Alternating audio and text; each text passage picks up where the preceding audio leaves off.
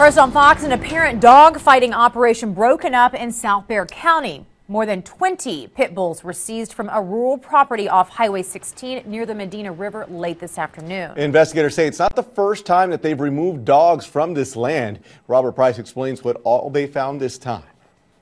2 kittens, a Rottweiler, and 23 pit bulls rescued during a raid by Animal Care Services in the Bexar County Sheriff's Office. Almost all of them malnourished, covered in wounds. Our veterinarian's going to look at those injuries to see why so many dogs have so many injuries. Investigators suspect the cause to be dogfighting. They've either been bred or trained to attack other dogs. The dogs were found chained up and isolated, nothing more than a small barrel for protection from the hot sun. In all, investigators found more than 20 of these rings spread out all over the property. In the middle of each one, a different dog chained to a stake with nothing to drink but filthy water like this. I can tell you that there's a large number of parasites and it looks like creek water. It's cruelty. Neighbor Rudy Cardona says he had suspicions. You know, we see people going in and out all the time. But he never expected it to happen again. Well, you think the guy would learn. We are back at this property with the same owner doing the same thing. Just last fall, ACS says they raided this property and seized several pit bulls in similar conditions.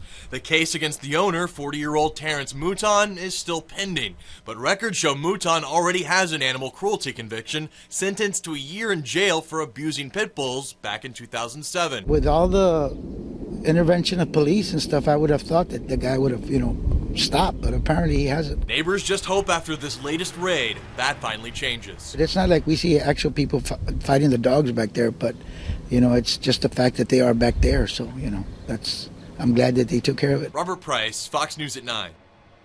Investigators say they do have an arrest warrant for Terrence Mouton. He was not at the property at the time of the raid.